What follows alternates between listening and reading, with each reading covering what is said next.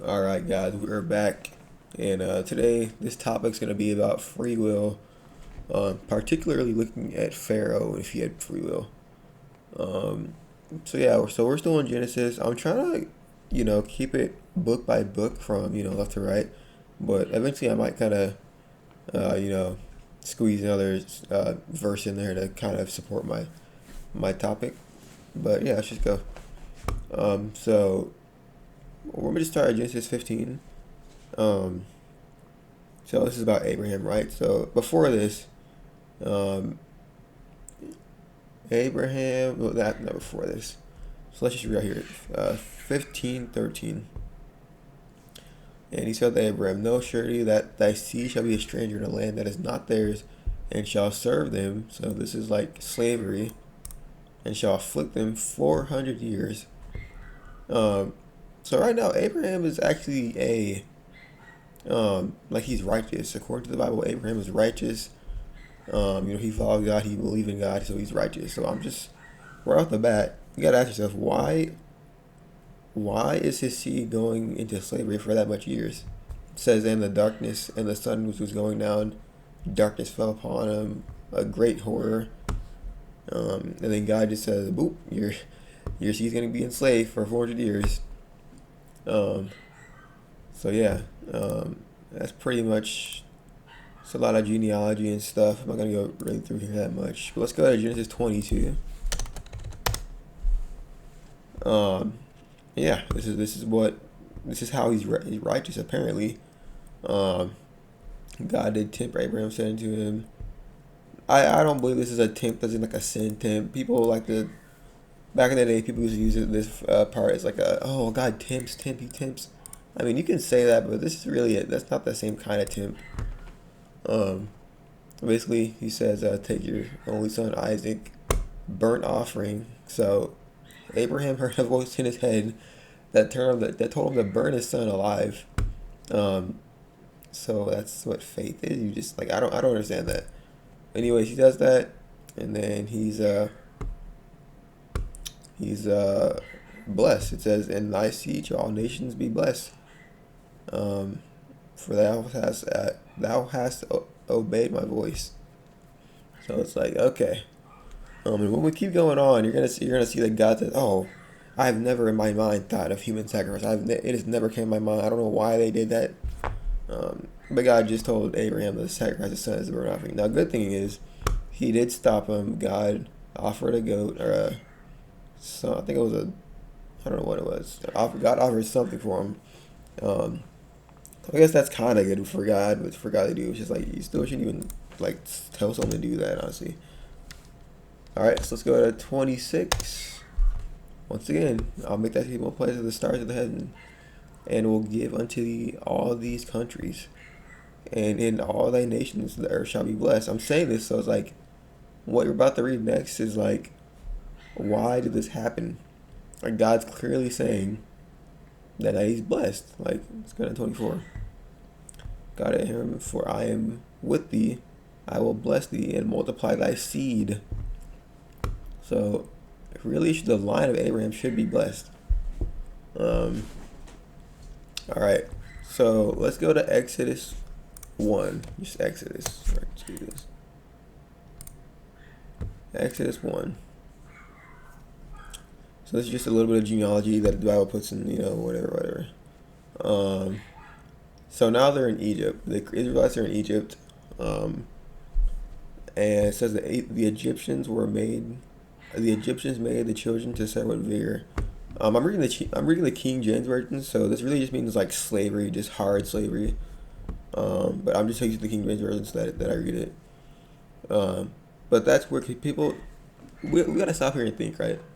People will say, "Oh well, the Egyptians they started it, like they enslaved Israel."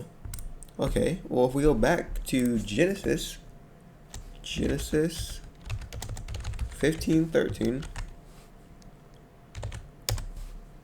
it says, um, that thou shalt serve them and shalt afflict them for 400 years. So let's look this up. Let's see what this is about. What is about? Sorry, I can't type my keywords like all of them. They shall be strangers. Egypt. Yeah, the Egyptian bondage. The Egyptian bondage. Yeah. So that's talking about where's peace of I'm saying Egyptian bondage. Land of Egypt, they will be afflicted for 400 years. So that's about Egypt. So let's go back to Exodus. So how is Pharaoh supposed to do anything? That's because the main point I want to say is free will. It's not about all the plagues of that. It's about if God said, sorry, my dog's barking. If God said, hey, your seed's gonna be enslaved for 400 years by another nation. What is that another like? What? First of all, why is someone born to be like a slave? Like you literally are controlling, and then not only that, the Egyptians can't do anything about that. If the Egyptians are already predestined, or prophesied, or it's already, you can't do anything about that because God said it. So if God said it, that means the Egyptians has no free will. So that's already the point made. Because they just said you're gonna go into slavery. It doesn't matter how hard Egypt says no, I don't want to. They're gonna do it because it's already predestined. It was already written in the past. All right. So that's pretty much. We can stop right there. Let's just keep going. Let's go to Exodus 3. So even the worst part about this is the fact that it says, "I will stretch out my hand and smite Egypt with all my wonders, which I will do in the midst, and after that he will let you go." After that, so basically, if you read the Bible, you know that Egypt. He just says, "I raise up and I destroy. I bring up and I bring down." Like Egypt can't do anything about this. Like there's nothing Egypt can do about this. With all my wonders. So he's doing this just so he can show wonders to Israel. They're like, oh yes, I'm the God, I'm this, I'm that. I saved you. Only I can deliver you. Only I. That's all. I. And then after that he'll let you go. So what's true about this is he's gonna ask her to let him go, but he can't because his heart's gonna be hardened. Which is what we're going to next, Genesis 4. Because I'm just kind of skimming through each. I'm not gonna read the whole entire book to you, but trying to give like just a general background of it. So this is important. Look at this. And the Lord said unto Moses, when thou goest to return to Egypt, see that thou do all the wonders before Pharaoh. See, he said it again. The wonders. That's all he cares about is the wonders before Pharaoh, which I'll put in his hand. But I will harden his heart. Notice it doesn't say Pharaoh will harden his heart. Christians will see like, oh well, Pharaoh will harden his heart. Pharaoh didn't repent. It's Pharaoh's fault. It's Pharaoh. Pharaoh, he didn't. No, this is God. It says, but I will harden his heart, that he shall not let the people go. Okay. So, what do you think's gonna happen? Do you think they're gonna let him go? No. Let's go. So it's just Moses. They're about to speak to Pharaoh. So 5:23 is interesting too. For since I came to Pharaoh to speak in thy name, he hath done evil to his people, neither hast thou delivered thy people. So like, why is he saying this? Neither hast thou delivered my people. Like he's not gonna deliver them. Like you harden his heart, you know what's gonna happen. Like you know what's gonna happen. He's saying, "Let my people go. Let my people go." Or not yet. I don't think he said it yet, but they're saying, like, Pharaoh, let him go. Well, Pharaoh's heart's hardened. Right here, 7:3, and I will harden Pharaoh's heart, and multiply my signs and wonders in the land of Egypt. That's like the third time God said that. It's like, I don't know. Now look at this funny story.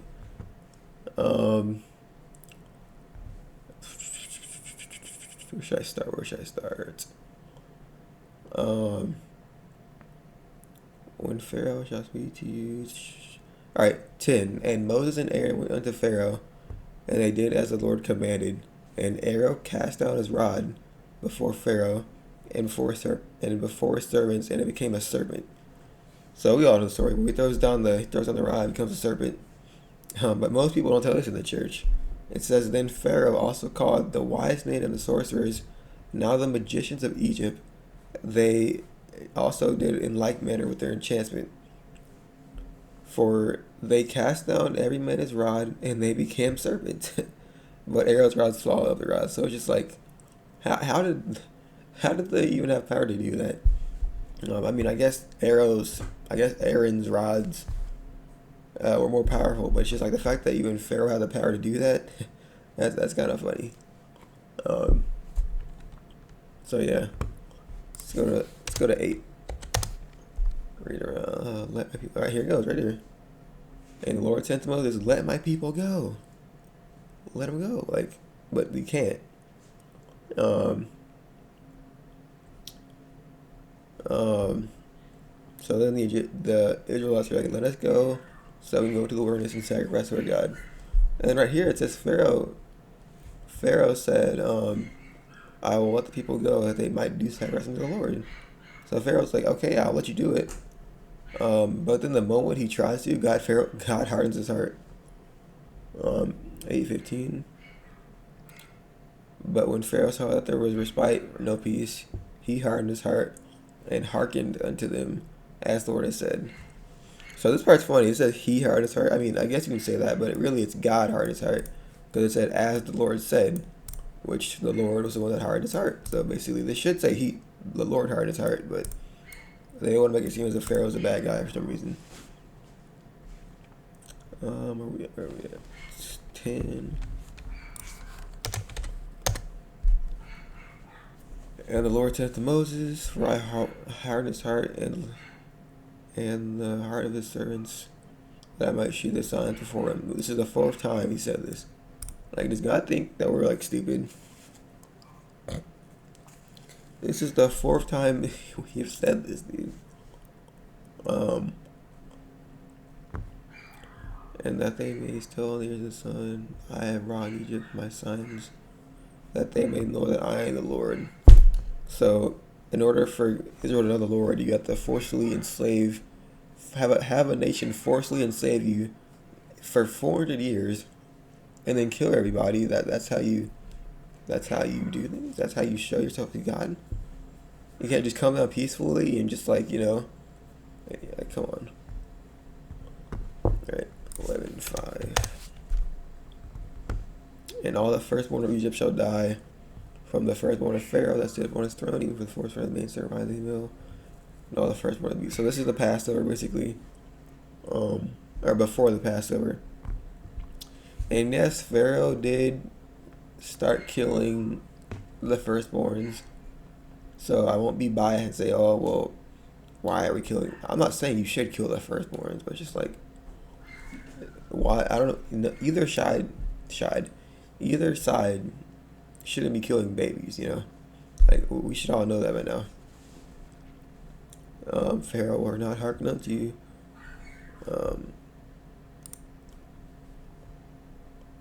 And this is basically just a Passover. They get a lamb, put the blood over the post, the door. And then it says, "For I will pass through Egypt and smite all the firstborn. And this day shall be a memorial for you. You should keep it as a feast for the Lord." So yeah, basically, if you celebrate Passover, you're just basically celebrating people that are dying, mainly children.